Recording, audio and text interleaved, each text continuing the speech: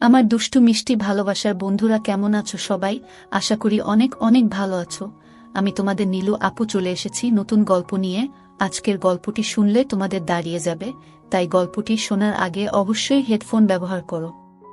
HSC পরীক্ষা দিয়ে বসে আছি, কি পড়ব না পড়ব এখনো ডিসাইড করিনি। বেকার সময় তো ঠিকমতো কাটছে না।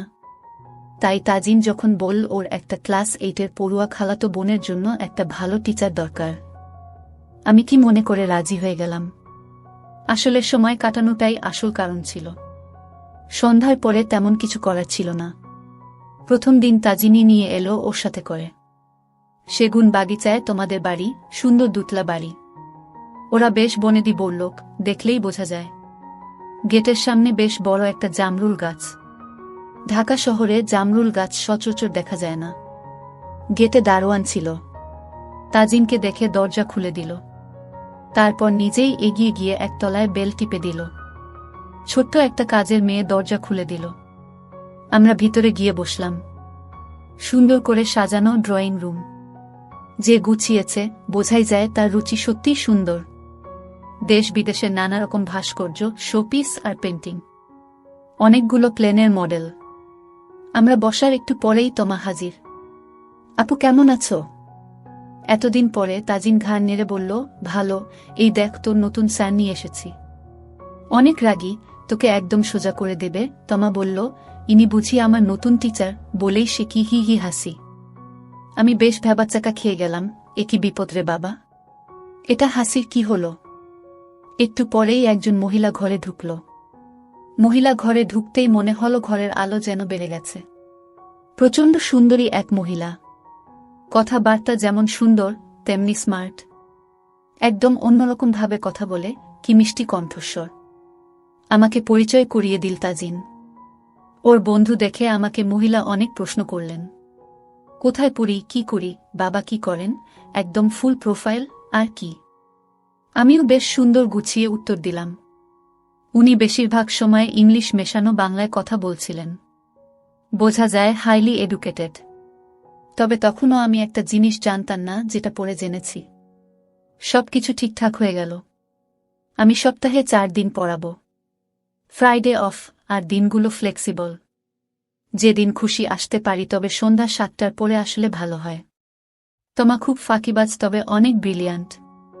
পড়ানো শুরু করার পরেই বুঝতে পারলাম তোমার টিউটার এত ঘন ঘন চেঞ্জ হয় কেন।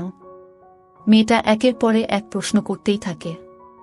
তবে আমিও বেশ ধৈর্য ধরে প্রশ্নের উত্তর দেই, বকাঝকা করি না।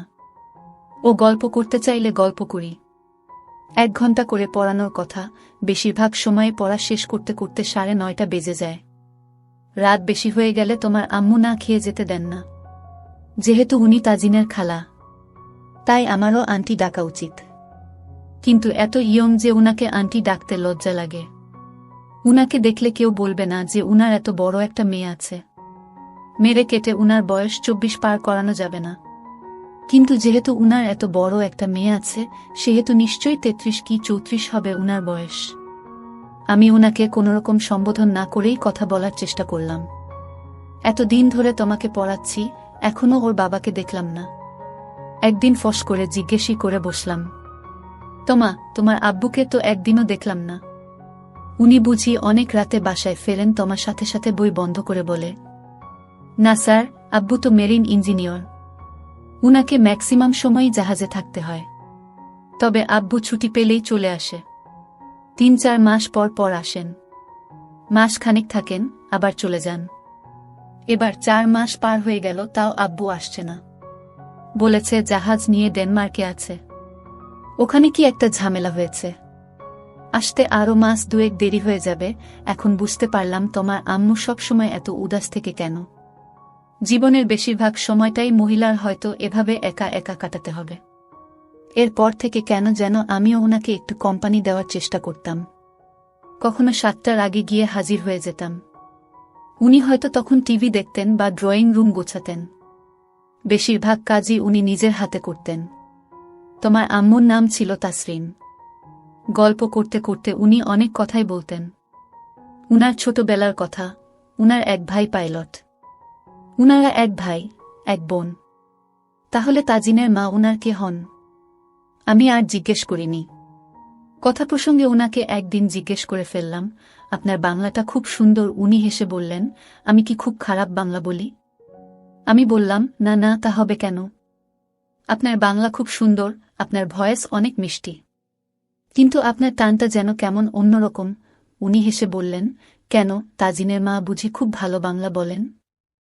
আমি বললাম, হ্যাঁ, আন্টি তো বেশ ভালো বাংলা বলেন। উনি বললেন, হবে হয়তো, ওর তো অনেক আগে বিয়ে হয়ে গেছে। তাছাড়া ওরা তো মঞ্জিলে থাকত না। কথা শুনে কেমন যেন খটকা লাগলো। মঞ্জিল মানে? আমি আর ঘাটালাম না। পরে তাজিনকে ধরলাম, এই বলতো ঘটনাটা কি। প্রথমে তো ও বলতেই চায় না, পরে একটু একটু করে বলল, আসলে ওরা হচ্ছে নবাবদের একটা ব্রাঞ্চ। শুনে তো আমি আঁতকে উঠলাম। বলে কি? ওর নানা নাকি 2 বিয়ে করেছিল। বড় ঘরে ছিল তোমার মা, আর ছোট ঘরে ছিল তাজিনের মা। তাজিনের মা আবার ওর মায়ের বড় সন্তান। ফ্যামিলিতে প্রবলেমের কারণে ওরা বড় হয়েছে মঞ্জিলের বাইরে, আর বাকিরা মোটামুটি জয়েন্ট ফ্যামিলির মতো বড় হয়েছে একসাথে। পরে অবশ্য সব ঠিকঠাক হয়ে যায়। ওদের মেন ল্যাঙ্গুয়েজ নাকি উর্দু ছিল। তাজিনের নানা নাকি এখনো উর্দুতে কথা বলে, ভালো বাংলা বলতে পারে না। এসব শুনে তো আমার চক্ষু চড়ক গাছ। বলে কি? যাই হোক, সেদিন থেকে আমি তোমার মায়ের সাথে আরও বেশি সময় কাটাতে লাগলাম। তমা বেশিরভাগ সময়ই আত্মীয়দের বাসায় ঘুরতে চলে যেত, কাজেই আমাকে অনেকক্ষণ বসে থাকতে হতো। সেই সময়টা তোমার মা অনেক কথা বলতো আমাকে, ঠিক যেন এক বন্ধুর মতো। উনার 16 বছর বয়সে বিয়ে হয়ে যায়, 17 বছর বয়সে বাচ্চা। উনি দুঃখ করে বলেন, ওনার অনেক স্বপ্ন ছিল, অনেক লেখাপড়া করার ইচ্ছা ছিল, সেগুলা কিছুই হয়নি। উনার হাজব্যান্ড বেশিরভাগ সময় শিপে থাকে। উনাদের মধ্যে একটা দূরত্ব হয়ে গেছে। আমিও যেন বয়সের তুলনায় অনেক বেশি বুঝতে শিখে গিয়েছিলাম। আসলে এত কম বয়সে এত বেশি যে হয়তো নারীদেরকে অনেক বেশি বুঝতে শিখে গিয়েছিলাম। মেয়েরা সবসময় একজন ভালো শ্রোতা খোঁজে, যাকে সব বলতে পারে। আর আমি বাজি রেখে বলতে পারি, আমি একজন খুব ভালো শ্রোতা।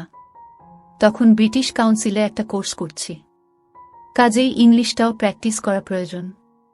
তোমার মা মাঝে মাঝেই ইংলিশে প্রশ্ন করে বসে, আমিও ফটাফট অ্যান্সার করে দিই। আমরা দুজনেই একজন অপরের কোম্পানি খুব পছন্দ করতাম। আমার মনে তখনও পাপ ঢোকেনি, কিন্তু হঠাৎ একদিন একটা ছোটখাট ইনসিডেন্ট হয়ে গেল। বিকালে আমরা বন্ধুরা মিলে রেগুলার ক্রিকেট খেলতাম। সেদিন ক্রিকেট খেলে ঘেমে মোজা খুলে অনেকক্ষণ ধরে শাওয়ার নিলাম। এখন তোমাকে পড়াতে যাব। নতুন খুঁজে দেখি সবগুলো ধুয়ে দেওয়া, এখনো শুকায়নি। কি আর করা, একটা ট্রাউজার আর চপ্পল পরে বেরিয়ে পড়লাম। দরজায় কলিং বেল দিতেই তোমার মা দরজা খুলে দিল। যথারীতি কিছুক্ষণ ড্রয়িং রুমে বসে গল্প করছি। গল্পের এক ফাঁকে দেখি তোমার মা আমার ট্রাউজারের দিকে চেয়ে আছে। উনার দৃষ্টি অনুসরণ করে দেখি আমার বাবাজি কোনো এক অজানা কারণে একটু স্ফীত হয়ে আছে, এবং তোমার মা সেদিকে দেখছে। আমি বেশ অস্বস্তি বোধ করলাম, কিন্তু ব্যাপারটা পাত্তা দিলাম না।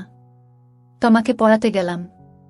আমি চা কফি কিছু খাই না, তাই তোমার আম্মু হয় আমাকে বাদাম পেস্তা মেশানো লস্যি পাঠাতো, নয়তো ফালুদা। তোমার মায়ের হাতের ফালুদা, ও অপূর্ব স্বাদ। তমা পড়তে পড়তে হঠাৎ বলে, স্যার আমি আসছি, বলেই দৌড়ো। আমি বুঝলাম টয়লেটে যাচ্ছে। আমি বসে বসে পাতা উল্টাচ্ছি। এমন সময় তোমার মা ছোট একটা ট্রে নিয়ে হাজির। তোমার ছাত্রী কই গেল? আমি বললাম, আসছি বলে দৌড় দিল। মনে হয় টয়লেটে গেছে। তোমার মা ট্রে এনেছে, তার মানে মনে হয় ছোট কাজের মেয়েটা অসুস্থ। এই নাও তোমার ফালুদা আর শরবত। আমি কি মনে করে উনাকে হেল্প করতে গিয়ে হাত বাড়িয়ে ট্রে ধরতে গিয়ে উল্টে দিলাম গ্লাসটা। নিছক দুর্ঘটনা, কিন্তু গ্লাস উল্টে পড়ল উনার শাড়ির উপর। উনি লাফিয়ে সরে যেতে গিয়ে গ্লাস ফেলে দিলেন মেঝেতে। ঝনাত করে গ্লাসটা ভাঙল, শেষে বাটিটাও। তমা দৌড়ে আসলো। আমার মুখটা লজ্জায় কাচুমাচু। তমাও এসে গেছে।